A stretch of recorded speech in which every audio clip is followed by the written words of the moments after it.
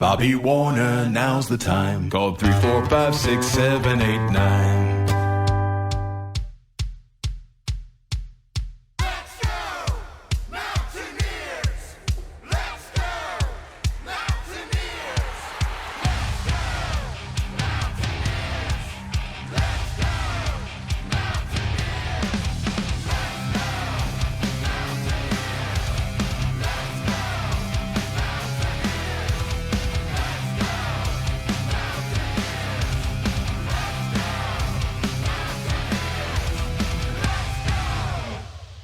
Welcome into the Press Virginia podcast with Coach Billy Hahn.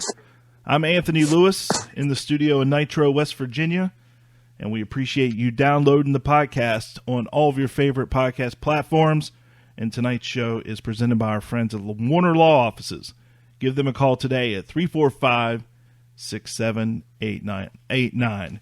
Again, that's 304-345-6789 at the Warner Law Offices. And joining me from the University City, Coach Billy Hahn. Coach, how are you, sir? I'm doing tremendous, Anthony. How about you? I'm good.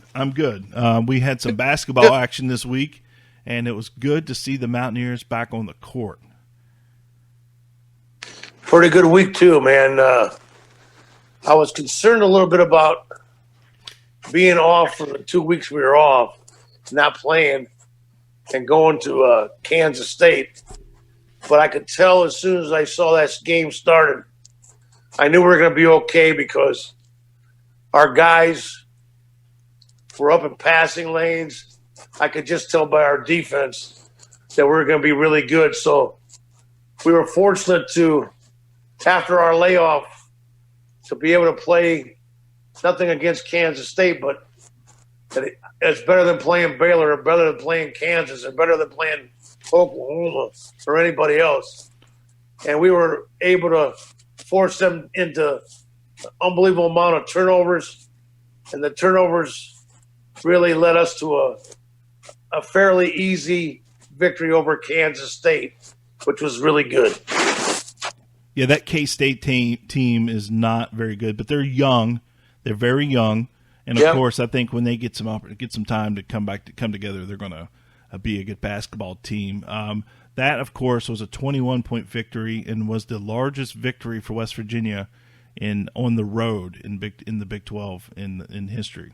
So it was a good win for West Virginia, and like you said, coming off of a 2-week break, that was a pretty good scheduling game for us to have. You didn't, like you said, you have to play Baylor or Kansas, so you're able to kind of get your. But the team, I think Culver looked a little winded, and of course they said Matthews, he lost 18 pounds.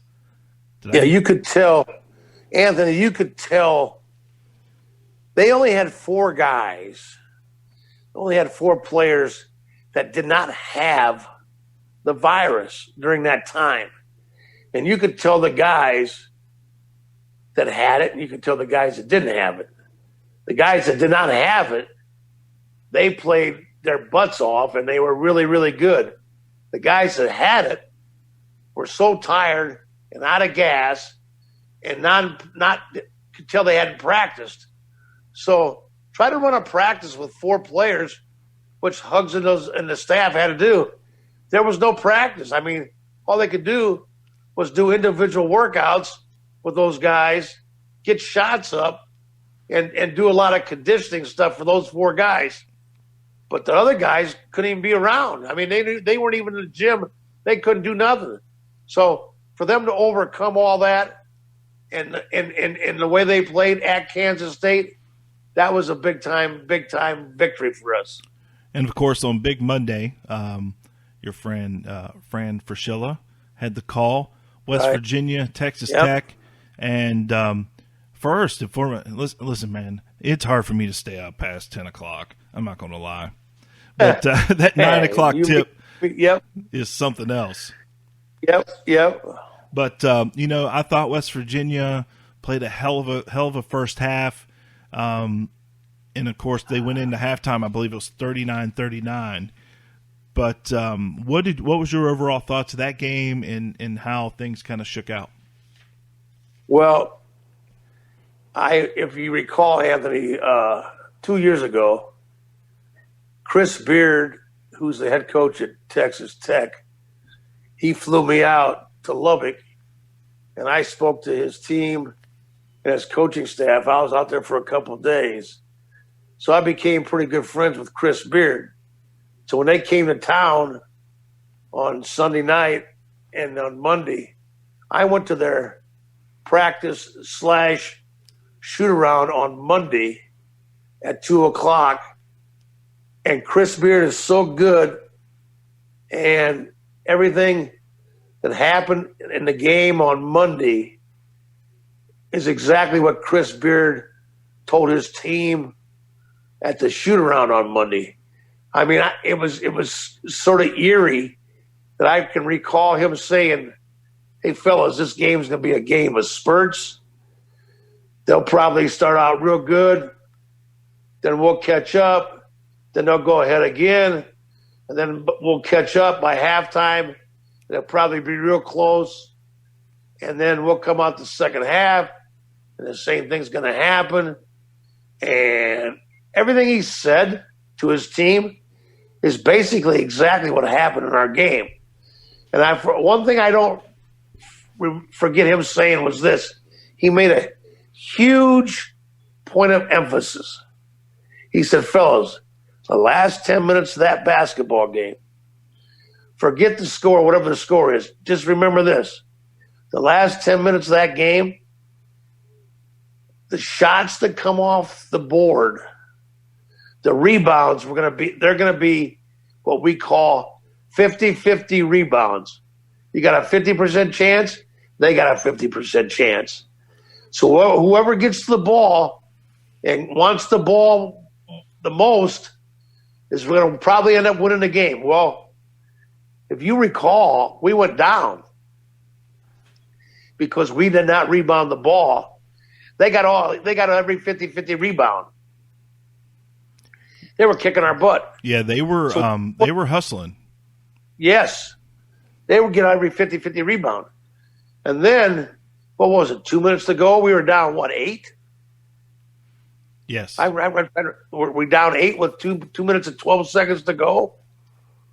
It might have been 10. Yeah, it was in that wheelhouse there. Yeah, but anyway, we ended up shooting lights out.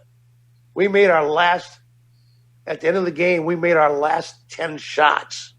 We took 10 shots. We made all 10. We shot the ball to get us back in it from the three-point line, which was crazy. And what's even crazier, if we had made our free throws in the first 35 minutes, it wouldn't have come down to the way it came down. Our free throw shooting was terrible.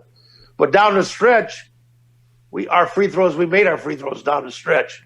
And we have a guy named Deuce McBride who battled the kid from Texas Tech named McClung. You talk about a one-on-one battle. And McClung, Fran Fraschilla and the announcers on ESPN was McClung this, McClung that. They were showing McClung's family in the stands that they drove up from where he lives, and they were making a big deal out of McClung's family being there. Nobody from West Virginia was there because West Virginia has not allowed anybody in there yet, but they are going to do that on Saturday for the first time. But anyway, Deuce McBride and McClung from Texas Tech, they had a one-on-one face-off that was absolutely amazing to watch.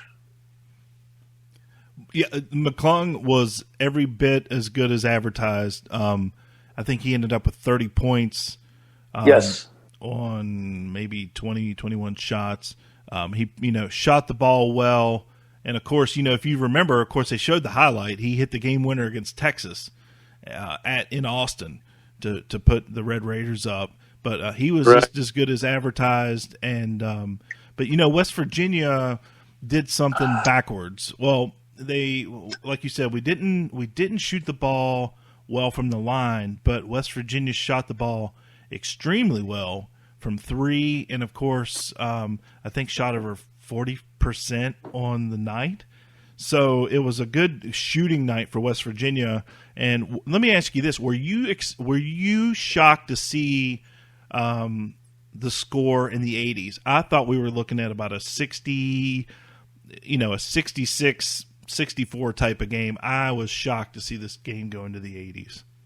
I think both coaches' staffs were shocked. I think everybody was shocked. I think everybody thought that game would be mid-60 at the highest, and it was unbelievable. When's the last time you see us win a game where the other team scored? What did they score? 88 points. Yes, and we won the game. Yeah, it was. I couldn't believe it. I got a little. We went down, and I'm not going to lie. We went down, like 12, and right. I started kind of just packing it in for the night. I went in and checked the back door. Let the dog out the final time. I kept thinking, well, I'm going to watch, but let me at least get this stuff. And then we just kind of kept hanging around. And then, of course, that was probably one of the more exciting endings as far as coming out with a victory that I've seen in quite some time for West Virginia. So, but McBride, we had 5 players in double figures. So it was one of those nights, of course, Deuce led us, but the other guys were putting up points as well. So for West Virginia to get into the 80s, you need that night in and night out.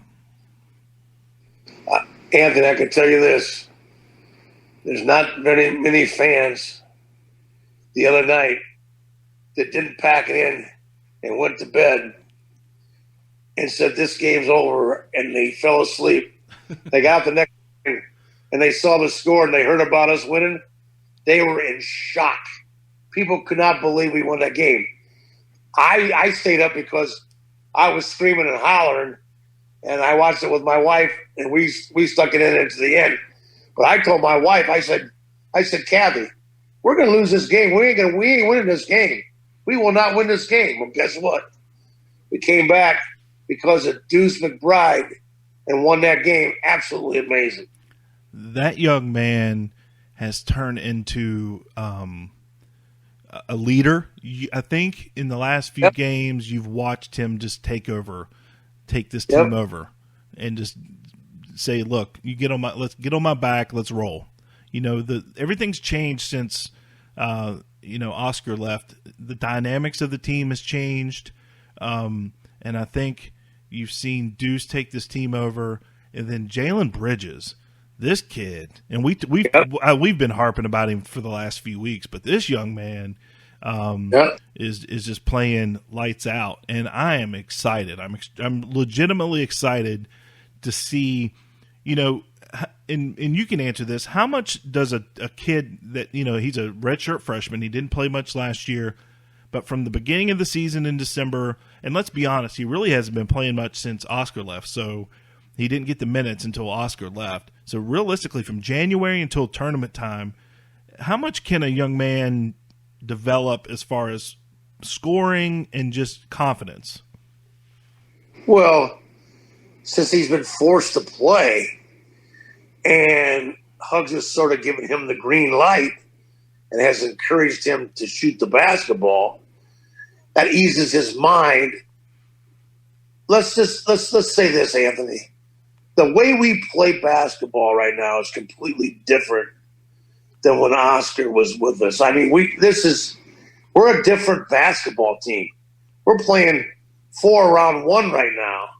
There's no more two bigs in there. Our floor is way better spaced out. We have much more better spacing. We are driving and kicking the basketball. We are shooting the perimeter jump shot more than we've ever had since Bob Huggins has been here. You've seen us shoot more threes than we ever have since Bob Huggins has been here. We have changed the way we play.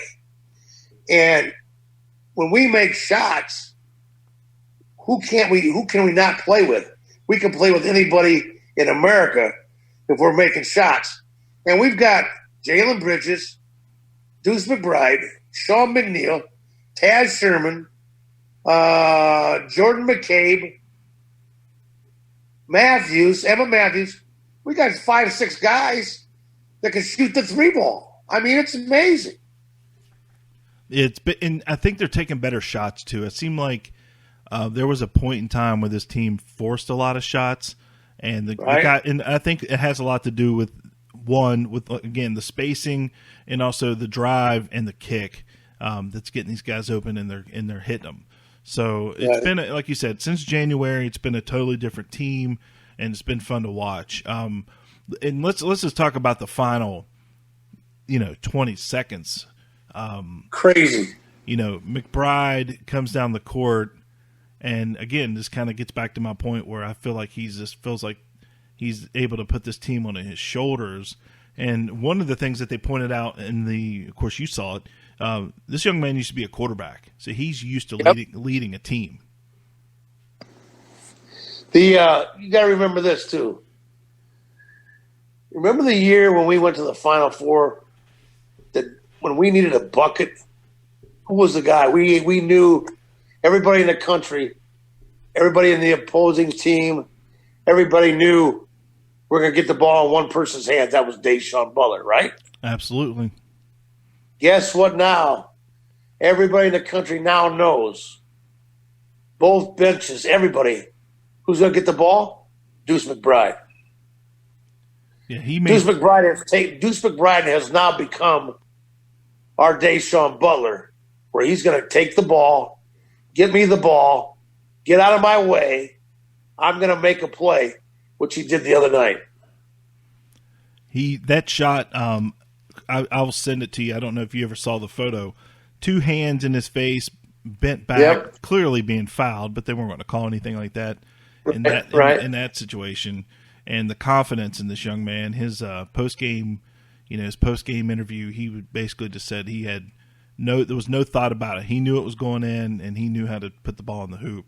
So that right there said to me, this young man has clearly gained full confidence in himself and is willing to take the ball, which it's good to see.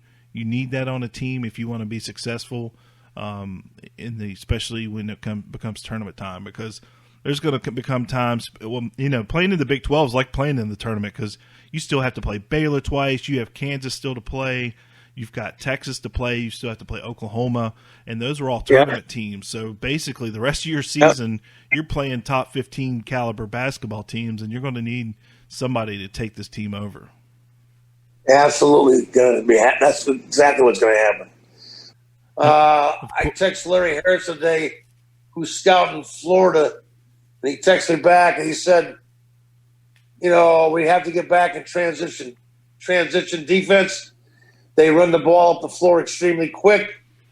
If they don't have anything, they're going to space you, and they're going to dribble drive and kick for threes. And that's exactly what they did the first half. They were 7 for 13, which is, almost 50%. They're just 54% from the 3-point line. So they can shoot it. You got to stop them from shooting the 3. Coach Harrison says you got to rebound the basketball on both ends. Coach Harrison said that you got to understand, because they shoot the 3 ball, that as much as they shoot the 3 ball, you have to be prepared to rebound long rebounds, because long shots equal long rebounds. So there's a lot of keys going into the game on Saturday at 2 o'clock that we're going to have to make sure we take care of. And, of course, Darius Nichols will be making a trip back to Morgantown, former Mountaineer point guard, and now an assistant coach with the Florida Gators. Coach, I don't know if you saw this today, but I definitely wanted to take a second and acknowledge the passing of former Mountaineer Chris Brooks. I don't know if you've met Chris before, but Chris played in the late, I believe in the 90s. No, I'm lying. He played in the 80s, late 80s. Chris Brooks, right. He passed away today. Right before we started recording earlier, whenever I was having all the computer problems, I started getting some text messages, but former Mountaineer basketball player Chris Brooks passed away. So, of course, we want to send our thoughts and prayers to his family and our condolences I don't know the circumstances, but we've lost a Mountaineer. So tough day from West Virginia fans. It's tough, man. And hopefully it wasn't a COVID issue. It very well could have been, but it's been a tough sports week. I mean, even we lost Hank Aaron this week, and I never got to see Hank Aaron play. Of course, he finished playing, I think, in 74. I was born in 76, but he was the guy whenever I was growing up, like as a 10-year-old kid in the mid-'80s, like I wanted to get my hands on a Hank Aaron card. I remember my first time making a trade to get a Hank Aaron card. And, of course, later reading the books and seeing the video and, of course, learning about all the threats that were made towards him during his home run. It's just been a tough sports week. Pretty crazy. Along with that, there was a guy up here in Morgantown who, when we first took the job here, was the strength and conditioning coach for the basketball program. His name was Jeff Giozzi. Jeff Giozzi, speaking of deaths in a tough Morgantown week, he was working out. He left and built his own gym and had his own workout place. He was a fitness trainer. He was lifting on Sunday. He was powerlifting. He had a class that he was teaching, and he was showing them this power lift. And he had a brain aneurysm on the spot and went down on the spot and died immediately. Yeah, I saw some of the guys talking about him. I didn't know him. I feel like I remember him being around. What a super guy. I mean, a guy that was the most positive. Never heard a negative word ever come out of his mouth. Negativity was not in his brain. He was nothing but positive. Deshaun Butler, Rob Summers, Joe Alexander, they all made tributes to the guy. Just crazy what that guy meant to our players. And put him in your prayers, Mountaineer fans, because he's got two young boys, like a 3-year-old and a 1-year-old, and a wife named Sarah who does Metro News radio talk of the town from 9 o'clock to 10 o'clock every morning on WAJR, every morning from 9 to 10, called Talk of the Town. Sarah Giozzi. And like I said, he's got a 3-year-old and a 1-year-old son. So a lot of prayers go out to Jeff Giozzi, man. Yeah, that's tough week. And our thoughts and prayers to Chris Brooks' family and Jeff's family as well. Just a tough week. But before we take a break, we've got a special guest. Who's coming up, Coach? We got Jenna Huggins, who's in charge of all the travel for the men's basketball program. And travel in Big 12 is extremely hard. We've got Jenna Huggins, who not only is the travel director for the men's program, she does 4 other sports, and she happens to be the daughter of Coach Bob Huggins. She has lots of insight for us tonight. So join us for Jenna Huggins. And also, too, she's an avid defender of student athletes on Twitter and social media when people decide that it's okay to bash a 19-year-old kid for missing a shot. Ain't that the truth? I've seen her go nuts before on social media, so I appreciate her enthusiasm, and I get it. I mean, I get it as a fan. You get just emotionally into these games, and that's people's outlets, right? It's social media. That's the first thing people want to do is pick up their phone and tweet. But you got to remember, these kids are not being paid, except for at Kentucky, but they're not being paid at West Virginia or anywhere else. And they're students. They're 20-year-old kids that make mistakes. I always tell people my response is, I'm going to Google your name and see what your free throw percentage was. That's usually it's just some big fat guy. like myself, just sitting on his couch bitching about stuff. But anyway, I'll get off my high horse. And before we take a break, I want you guys to jot this phone number down: 681-231-2632. Again, 681-231-2632. In the second segment, we're going to do the Dell Sparks Collection Text to Win Trivia Question of the Week. We'll have a trivia question. You answer it, you win an 8x10 from the Dell Sparks Collection. So we'll do all that after this. A wet, damp basement can be a real problem that can worsen asthma and allergies. Alford Home Solutions will transform your basement into a dry, usable space and improve the air quality in your entire home. Visit alfordhomesolutions.com for a free estimate. When you're injured on the job, the truth is the odds are stacked against you. After all, you're taking on the giant insurance companies that insure construction companies, coal companies, and oil and gas companies. I'm Bobby Warner. Let me put my years of experience to work for you. Warner Law Offices, when you need justice. Bobby Warner, now's the time. Call 345-6789. A new day begins, and what happens today must be covered, reported, and passed on to everyone in the region we serve. We bring the world in our region to your computers, your phones, your business, and your home. We cover news of the day and life as it exists in your world. Who are we? We are HD Media, trustworthy and always here for the times we live in. Do you have cold floors in your home? It may be time to insulate your crawl space because cold air is rising into the rest of your home. Alford Home Solutions can fix this problem. Go to alfordhomesolutions.com today to book your free insulation estimate. Don't wait. Insulate.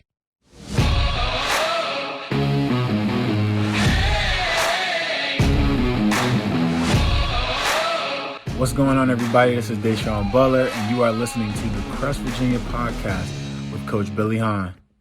Welcome back to the Press Virginia Podcast, presented by our friends at the Warner Law Offices. And don't forget to get in touch with them. You can call 345-6789. And joining us on the Press Virginia Podcast is the athletic travel coordinator, Miss Jenna Huggins. Welcome aboard. Welcome to the Press Virginia Podcast. Thanks. It's great to be here.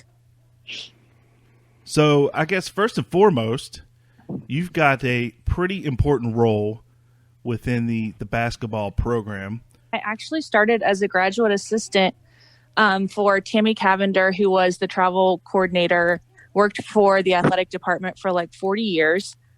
I know Miss So Tammy. I started working for her as a GA, and then just kind of started taking on more responsibilities. And then she retired December of 2019. So I kind of am trying to fill her big shoes since she left.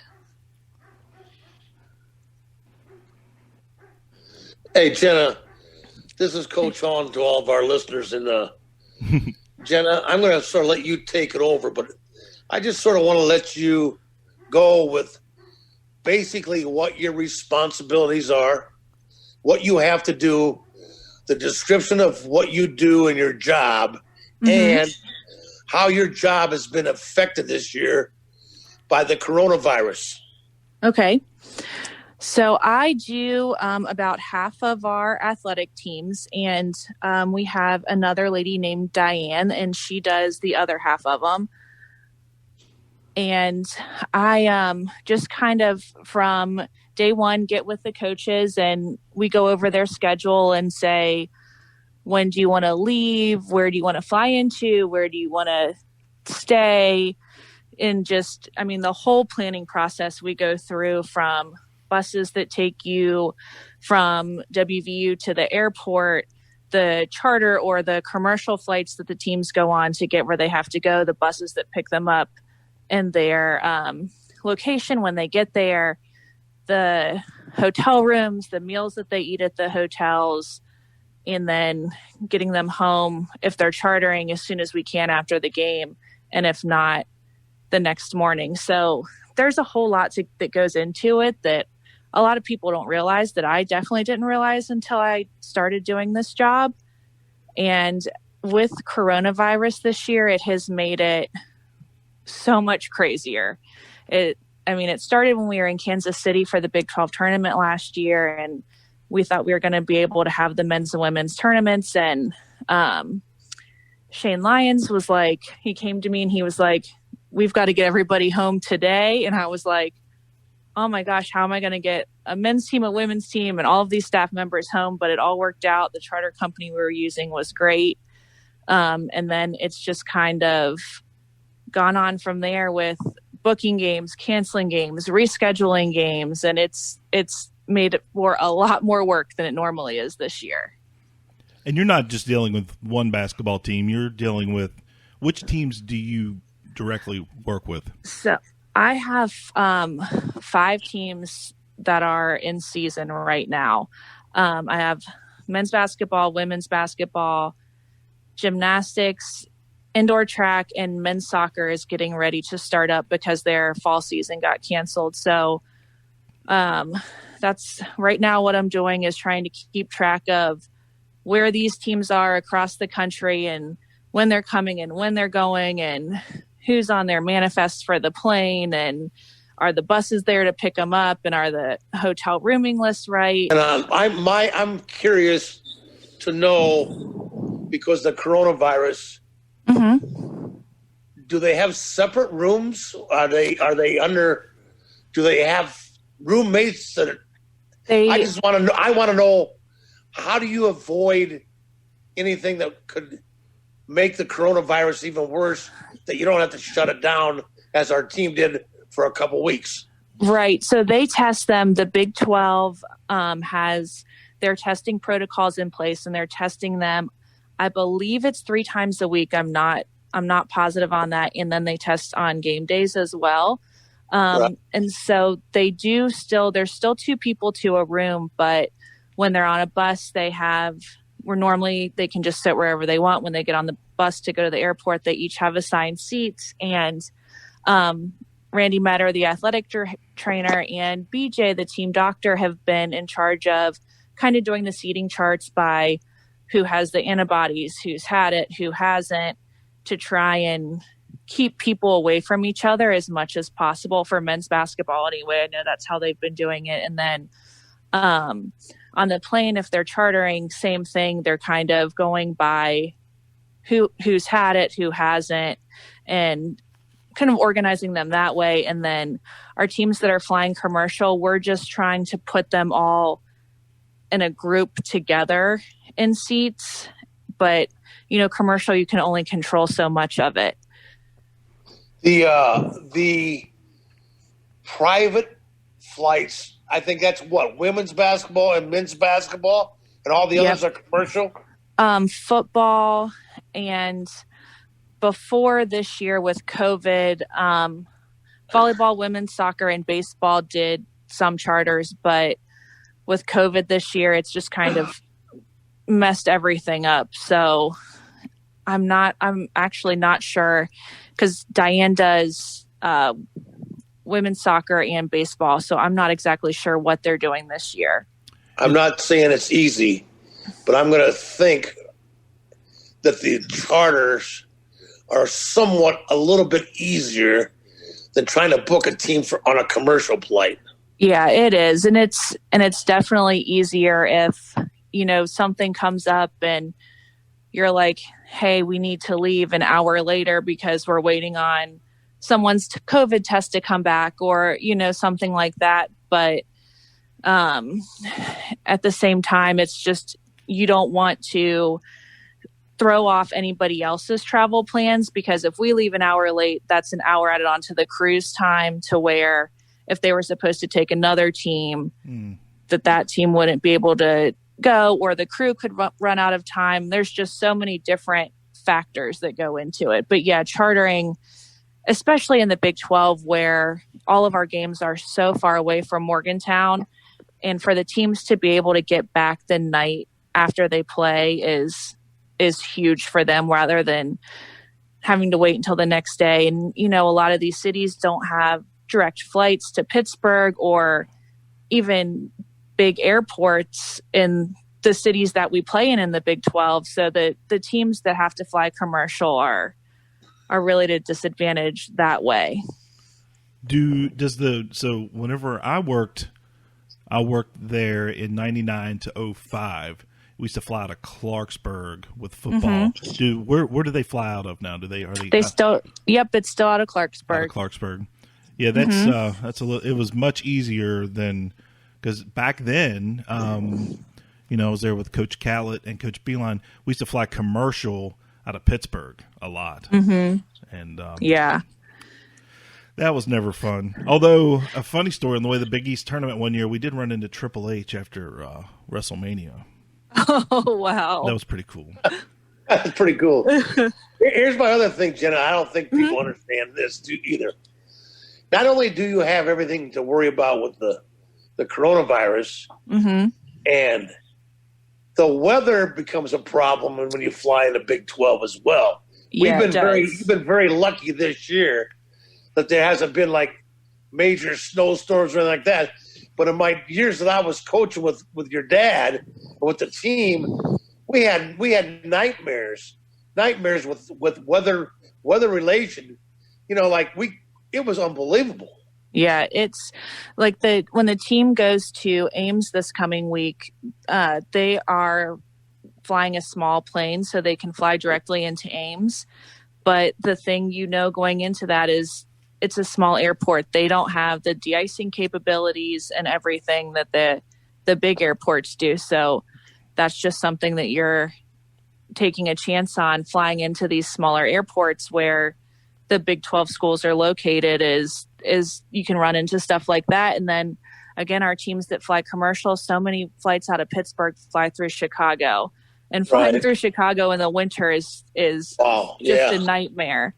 So we're always having teams miss their connections or their flights get delayed and everything. So the winter sports definitely have the weather issues.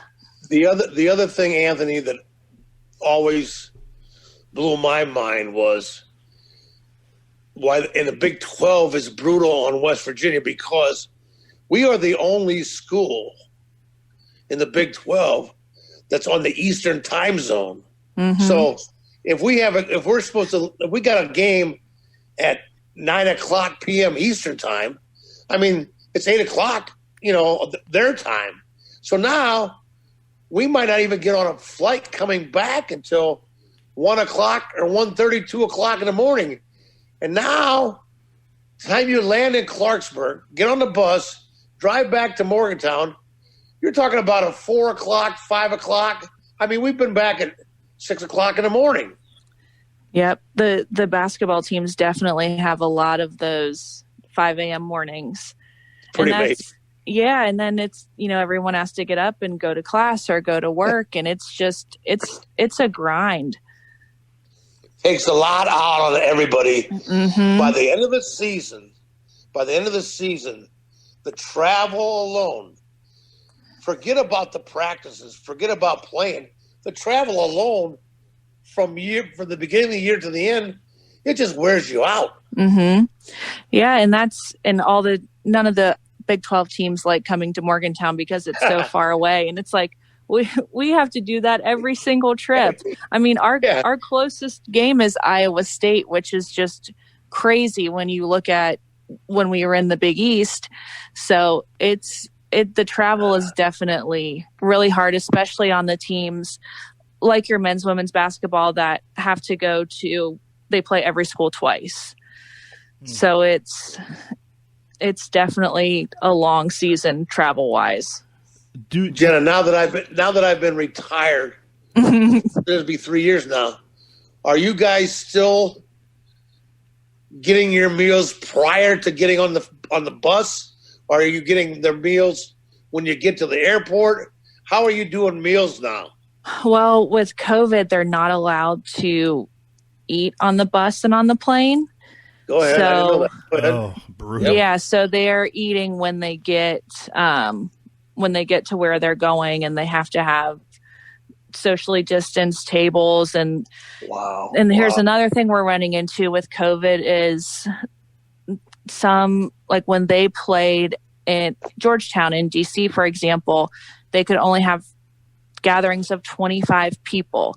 So when they went to eat their meals, they had a travel party of 30. They had to do 5 people, 8 had to leave, and then 5 more went in. So the different states we're going to have different COVID rules, where some hotels are going to, they want to put everybody at their own table to eat. Other hotels, you're allowed to have a round of 6 for the people to eat. Some hotels can have an omelet station. Some hotels can't. Some hotels can have servers. Some can't. So it's different everywhere they go, just by the state or the city or county that they're in is different, their COVID regulations. So it's like this year has just been, it's been crazy. I'm like, if I can make it through this year, I can do anything with this stuff. Yeah, you're almost there.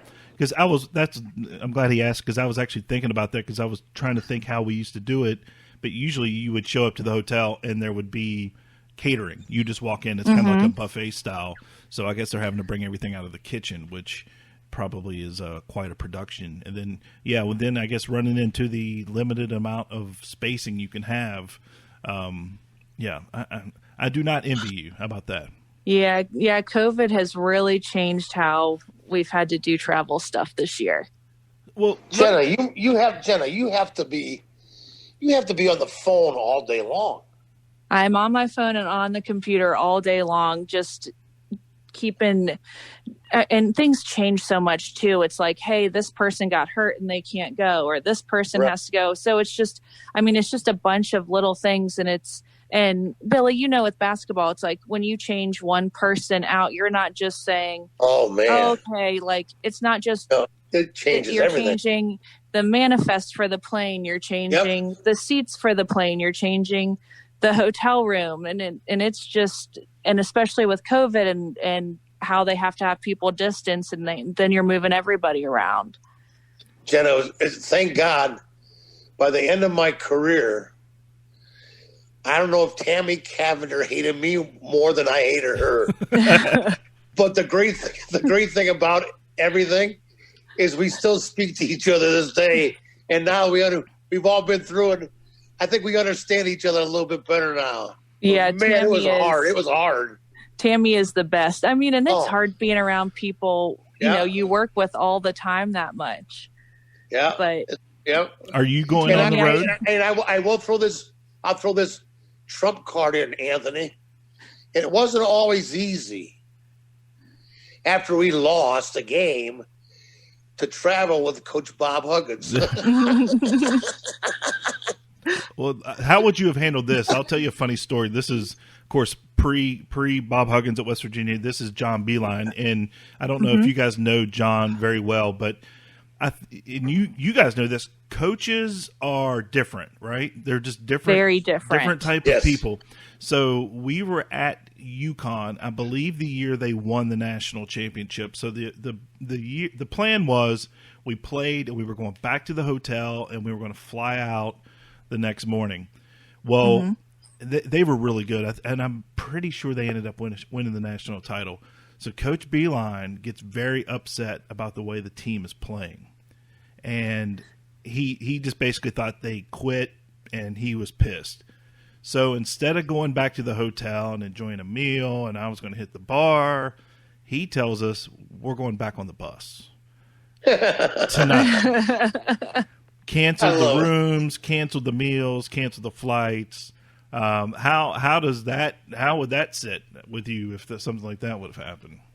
I mean, you just have to go with it. It is what it is. Like, I mean, normally we're checking out so late, we're going to have the rooms, whether we stay in them or not. Right. So, but canceling the flight, I mean, that's just a whole different story. Yeah. But I was upset because I thought, hell, I didn't play. I just wanted to go home or go back to the hotel. I didn't want to be on a bus all night. Things happen, and you just have to kind of roll with it, especially this year with everything going on. And like you said, each coach is so different. They all have, and that's something else with this job, is just getting to know everyone's preferences.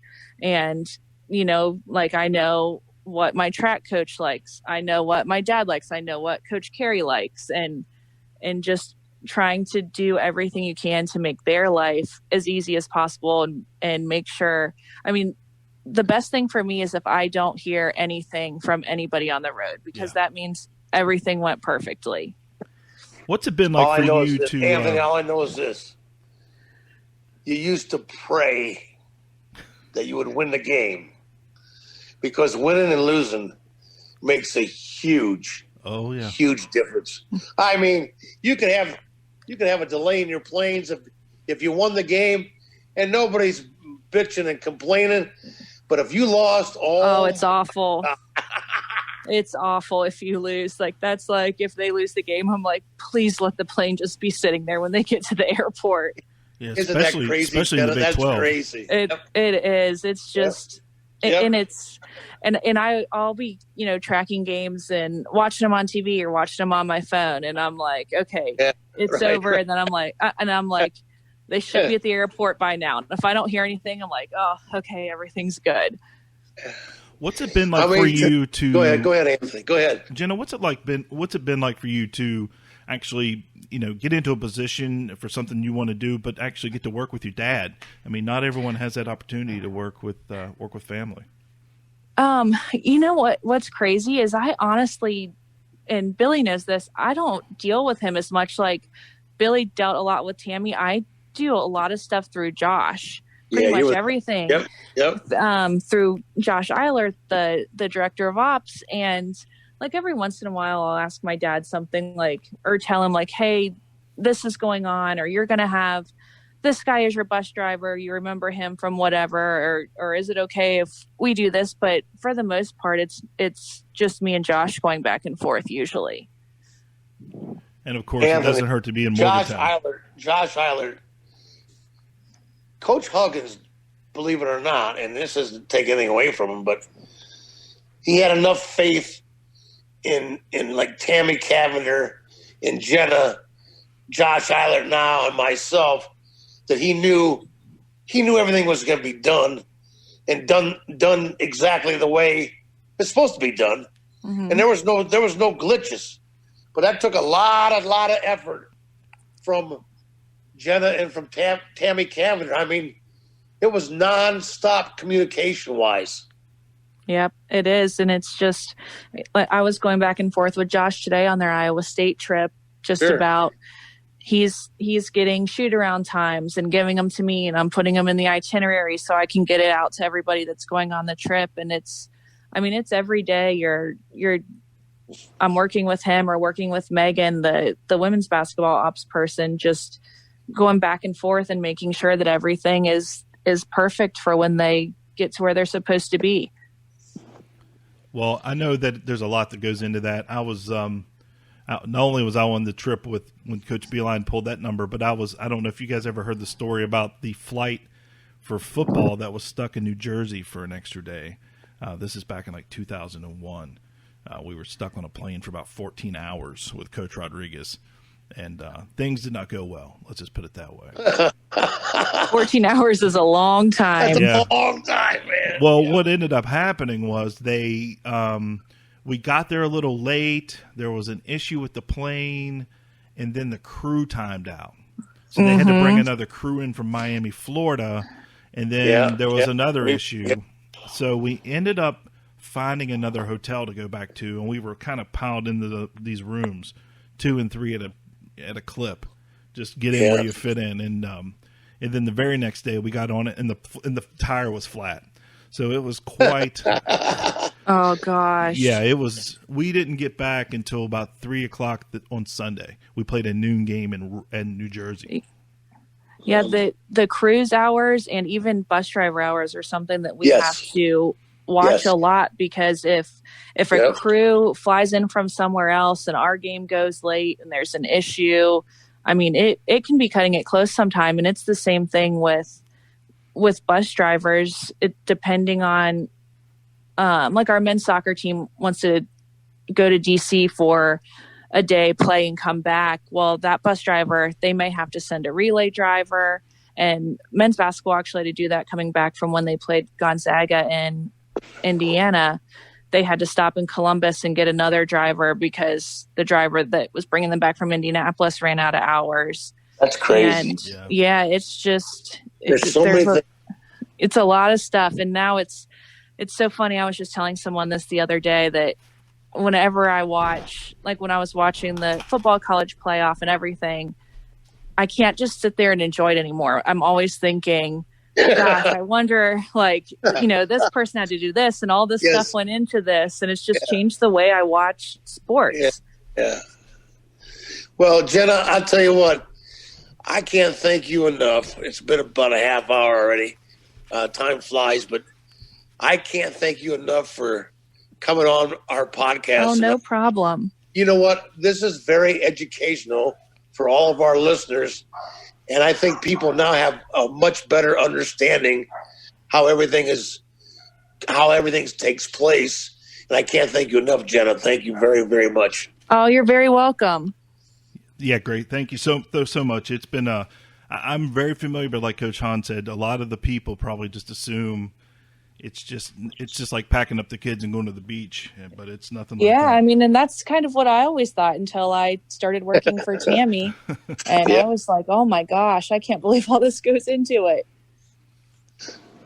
Well, Jenna, thanks so much for joining us. And, I know you've probably got a busy evening ahead of you. I don't know I think the women, are they in Lubbock right now? Yeah. Yep. They're in Lubbock. All right. Well, you'll be on your phone. Yep, they're in Lubbock, and then they're headed to Fort Worth right after that. So let's hope that they get checked into their hotel in Fort Worth tonight and everything goes great. Amen to that. Thanks, Jenna. All right, bye-bye. Bye-bye. Yeah, there's a lot of work that goes into that, Coach. It's really mind-boggling, everything that goes on. Now you throw in the coronavirus. Are you kidding me? Yeah, it's uncharted waters. And just the fact that they can't eat on the plane. I mean, it's everything's stupid. Yeah, we used to get a meal, I think, on the plane on the way as soon as we got into the plane. Yep. Yeah, so that's a big deal. That's a really big deal. Real quick, let's throw this question out. Let's do the Dell Sparks trivia question of the week. Text the correct answer to 681-231-2632. Again, this is the Dell Sparks Text to Win trivia question of the week from the Dell Sparks collection. The first person to text the correct answer gets an 8x10 from the Dell Sparks collection. Again, 681-231-2632. I've got an easy one for you this week. An easy one. Who is the single-season shot block leader with 124 in one season? Who's the single-season shot block leader in a single season? 124 block shots. If you know the correct answer, 681-231-2632. Well, Coach, West Virginia's got their hands full. The Darius Nichols and the Florida Gators are heading to Morgantown on Saturday. I believe they play tonight, so I'm going to try to watch them. They might be tipping off now. I'm watching that game right now as we speak. Florida is home against Vanderbilt at Florida right now. And the TV timeout is just coming back. And I'll give you a score as soon as I put a score up there. But Florida was winning the entire game so far. Vanderbilt has not had a lead. And they're coming back out of a timeout, and the score, they're showing highlights. Florida is shooting like the three ball like crazy right now. They just shot their fourth three-pointer of the first half. It's not even halfway. Oh, there's 5 threes. They shoot the three ball big time. Yeah. So the score right now is they're 5 for 8 from the 3-point line in the first half, and we're talking about. I'll tell you, give you the time when they put up there. They are 25-17 at the 8-minute mark. Let me ask you about the Big 12 SEC Challenge. When that that falls in a weird time of the year. Honestly, it's almost like the old Marshall game. Just fell in January in a weird time. Does that game throw your scheduling off a little bit, just for the fact that it's kind of a one-off against a team you're really not familiar with sometimes? You just have to sort of, in your mind, put down it's just like another conference game, to be honest with you, because you're going to play a team as good, if not better, than a team in your league, in your conference. Yeah, is that something you guys watch for year after year to see who you're going to be matched up with? If I remember correctly, this is about the fourth time we've been matched up with Florida. We've ended up with Kentucky. I'm trying to think off the top of my head some of the other teams. I think we had. Did we have Missouri one year or Texas A&M? Yeah, Missouri. Yes, you're right. A&M. Yeah. So it's just a strange. It's a little bit different. The nice thing is that if you get lucky and you pull the Kentucky card, or you can probably just get in a bus and go versus having to fly halfway across the country. Exactly. Well, the thing right now is you just hope that Vanderbilt can give Florida a good game all night long. Yeah. And that you make them play, so they got to play their entire team a lot of minutes, and it's a hard-fought game. You don't want them to come in and just have an easy blowout game tonight. You want them to be a little bit tested before they come in and get on the road tomorrow. So they'll play this game tonight.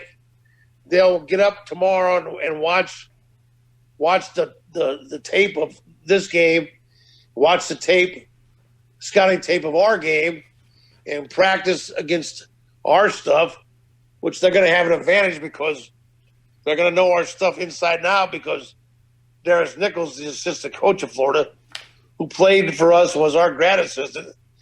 He has a scout for our game, so that's a huge advantage for Florida, I think. Yeah, he's pretty familiar with what Coach Huggins likes to do. But, the one thing about, West Virginia's not doing the same thing that they did, years back. It seems like this team – yes, Coach Huggins you're right. is one of the better coaches in the country when it comes to adapting to the players that he has. Then, of course, after Saturday, West Virginia goes back on the road to Ames, Iowa. I've never been to Ames. I mean, I'm sure there's probably not a damn thing to do out there. It's not the end of the world, but you can see it from there. I'm going to be honest with you, Coach. I've not watched Iowa State this year. What do you know about them? Iowa State shoots the three ball. They either drive it and lay the ball on the glass, or they shoot threes. There's no in between shots for Iowa State. Okay. They have not won a game. I don't think they've won a game yet in the conference. I don't think they won a conference game yet, to be honest with you. So they're talented. If the ball's going to the basket because of the way they play, it could be a long night for you. You got to take away the three ball. And you also got to understand, because of the way they're shooting the three ball, it's going to cause long rebounds. I mean, there's just so many things that goes into it. Right. But they'll be prepared. Trust me. I mean, our scouting and film watching and game preparation is absolutely phenomenal. Like, we'll be so prepped for Florida on Saturday. I know it's Coach Harrison, Larry Harrison, has a scout, and they'll be so prepped for Saturday's game, because Larry does a great job, as Coach Martin does, as Coach Everhart does. So our scouting is very good. We'll be ready to go Saturday at 2:00. Amen to that. I'm looking forward to. It seemed like that 2-week layoff, and that was brutal, but it was good to see the Mountaineers back in action this past week. And I'm excited to see the Big 12 and the SEC matchup this weekend. So, Coach, that just about does it for us. I'm going to first say thanks to all of our sponsors, the Warner Law Offices, Alfred Home Solutions, United Bank, and, of course, we are produced in partnership with the Charleston Gazette and HD Media, and, of course, our friend from the Dell Sparks Collection. And as always, Coach, I'm going to leave you with the final word. And my final word is always the same. Great day to be alive. Count your blessings. Give your spirit out. If you're worrying, you're not praying. If you're praying, you're not worrying. Let's go, Mountaineers. The Press Virginia podcast is produced by Anthony Lewis in partnership with HD Media and the Charleston Gazette-Mail. The Press Virginia podcast is presented by Warner Law Offices. Now's the time. Call 345-6789 and is sponsored by United Bank, West Virginia's bank. Alford Home Solutions, fixing homes inside and out since 1963. The Charleston Gazette-Mail and the Dale Sparks Collection.